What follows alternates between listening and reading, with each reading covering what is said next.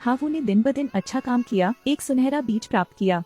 जब उसने बीज को जमीन में बोया तो उससे एक विशाल लौकी पैदा हुई। जिज्ञासु जोड़े ने लौकी को बाहर देखा, जो अंदर से इंद्रधनुष के 7 रंगों से ढकी हुई थी। कुटिया को एक लग्जरी हवेली में बदल दें।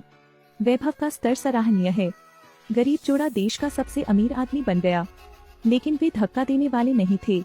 इसका विपरीत करना है। हावू ने अपना अन्न भंडार खोला और पूरे गांव में चावल का एक बैग वितरित किया। वृद्ध व्यक्ति उससे असामान्य रूप से प्रभावित हुआ। जहाँ तक उसकी पत्नी की बात है, उसने अपनी अलमारी खोली और उसके अंदर उसने पहाड़ को कीमती रेशम से भर दिया और गांव की महिलाओं को वितरित कर दिया। बुढ़िया ने कहा कि उसने इतना सुंदर कपड़ा पहले कभी नहीं देखा। जल्द ही गांव के लोग लीची चावल वापस ले आए। वहीं बड़े भाई को तुरंत बात समझ आ गई, क्योंकि छोटे भाई ने सुनहरा बीज बोया, वह अमीर बन गया। अमीर बनने का सपना संजोए पत्नी ने तुरंत अपने पति से सोने का बीज ढूंढने को कहा। बड़ा भाई अपने निजी अस्पताल से निकलकर अपने भाई के आलीशान आवास की ओर भागा। मोड़ की भीड़ पूरी तरह से भूल गई कि मैं 300 पाउंड का मोटा आदमी था। 5 मिनट बाद वह अपने भाई के आवास के सामने पहुंचे। उसने दरवाजे पर पैर मारा और पोती ने उत्साहपूर्वक उसे अपने घर में आमंत्रित किया। छोटे भाई और भाभी ने बड़बोले भाई का आदरपूर्वक स्वागत किया, इसलिए भाई अभद्रता पूर्वक उनके मुख्य हॉल में घुस गया। अंदर की साज सज्जा देखकर वह हतप्रभ रह गया। सभी अंदरूनी हिस्से सोने से बने हैं, यहाँ तक कि फर्श भी सोने से मढ़ा हुआ है। वह गलती से जमीन पर गिर गया। जमीन पर पड़े एक सोने के सिक्के ने उसे आकर्षित किया।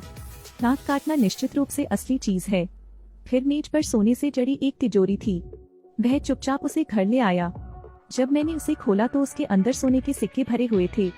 पत्नी तुरंत बहुत खुश हुई। तब उसने अपने भाई से कहा कि वह उसके लिए अबाबील का बीज बोए। जब तक वे निगलने वाले को सुनहरा बीज लाने पर मजबूर करते हैं, तब तक वे अमीर बने रहेंगे। अगले दिन उसने अपने बरामदे के नीचे 3 पक्षियों के घोंसले बनाए, लेकिन हमेशा की प्रतीक्षा में कोई पक्षी घोंसला बनाने नहीं आया। सभी निगल हावू के घर में उड़ गए। बेशर्म भाई अपने भाई के घर गया। वह एक पक्षी के सामने घुटनों के बल बैठ गया और उससे अपने घर आने का आग्रह किया।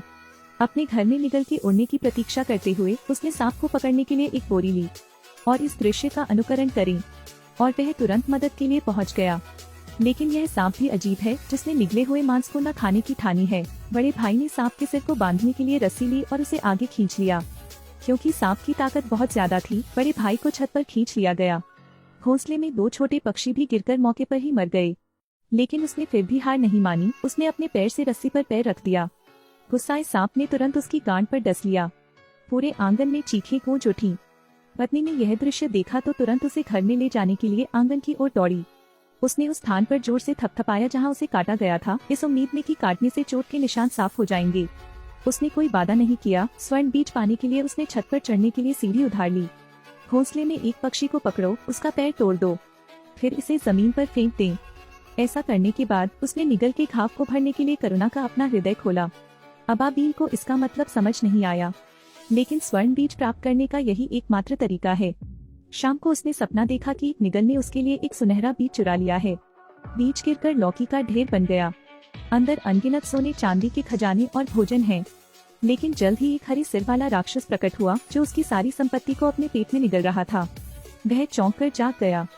सौभाग्य से यह महज एक सपना था, लेकिन यह अंत का संकेत भी देता है। जब सुबह होती है तो अबाबीलें आसमान में ऊंची उड़ान भरती हैं। दंपति असामान्य रूप से खुश हुए और उन्होंने उससे कहा कि वह उसके लिए सुनहरा बीज ढूंढे। बादल के माध्यम से निगल। अंततः निगल स्वर्ग में पहुँचे। चाचा ने रानी को बताया कि उस आदमी ने उसे धमकाया था। रानी ने अबाबील को न्याय दिलाने का निश्चय किया। उसने दुष्ट बीज निगल को दे दिया। उससे कहो कि वह इसे उस आदमी को दे दे जिसने इसे लगाया था। अचानक दुर्भाग्य आएगा। जब उसके भाई हावू को यह बीज मिला तो वह खुश हो गया। यह सोचकर कि यह एक सुनहरा बीज है, उसने तुरंत इसे अपनी पत्नी के साथ बोया। इसके बाद कुएं के पानी के अवशोषण के साथ बीज तेजी से जमीन पर उगकर बेल बन जाता है। रात तक 3 विशाल लौकियां पैदा हुईं। जोड़ी ने सोचा कि वे सफल होने जा रहे हैं। 3 लौकी के पकने की प्रतीक्षा में उसने अपने लिए लौकी काटने वाले 2 बढ़े को खोजने के लिए बहुत सारे पैसे खर्च किए। फिर बाईं ओर देखा और दाईं ओर देखा, भीतर का गोदा भी बाहर की ओर फैल गया। उसने आरी को बीच में लाकर अचानक अपना कान लौकी से सटा दिया। 1 घंटे तक धूम। चील तुरंत फूट पड़ी। पीला धुआं निकला। अंदर चूहे सैनिकों का एक समूह दिखाई दिया। उन्होंने भोजन की मांग करते हुए उसे घेर लिया। उसने ऐसा दृश्य पहले कभी नहीं देखा था और घुटनों तक डर गया और क्षमा की भीख मांगने लगा, लेकिन सिपाहियों ने उसे नहीं छोड़ा। उन्होंने स्टोर रूम खोलने के लिए दरवाजा दबाया और सभी अंदर भागे। जब तक दोनों पहुंचे, खाना चूहे के गोबर के ढेर में बदल चुका था। फिर उसने फिर से मना कर दिया और दोनों बढ़इयों से दूसरी लौकी देखने को कहा। सोच रहा था कि अंदर बेशकीमती खजाना होगा। अमीर बनने के सपने को गले लगाते हुए उनमें से कुछ ने अगले फल के साथ फिर से शुरुआत की। इस बार यह अभी भी बीच में है। अंदर बैंगनी रंग का धुआं था। फिर धुआं और भी बड़ा हो गया और तीनों भिक्षु अंदर से बाहर आ गए। वे उसके चारों ओर खड़े होकर मंत्रों का उच्चारण कर रहे थे। अंत में घर के सभी एकमात्र प्रकेट को आकाश में लपेट कर ले आए।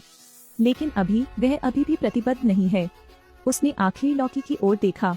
आगे के 2 पाठों को याद करते हुए पत्नी ने उन्हें अंतिम पाठ न खोलने की सलाह दी, लेकिन उसका ब्रेन वॉश कर दिया गया था। जहां वह अब भी सलाह मानता है, इसलिए वह अपनी पत्नी को बाहर निकाल देता है। फिर कुल्हाड़ी ने और लौकी को काटने के लिए बल का प्रयोग करे। अंदर तुरंत बैंगनी धुआं निकला। कभी बिजली चमकी और लौकी 2 टुकड़ों में बंट गई। अंदर से एक बैंगनी बिल्ली बाहर निकली। डरा हुआ जोड़ा लौकी के छिलके पकड़कर भाग रहा है, लेकिन योगिनी बिल्ली ने उन दोनों को छोड़ने का इरादा नहीं किया। झपट्टा मारकर उसे काट लिया। आपातकालीन क्षण में वह कमरे में भाग गया। चिंपैंजी भी गुर्राने लगा। पूरे घर पर 708 बार प्रहार किया गया। यह जल्द ही खंडहरों का ढेर बन गया।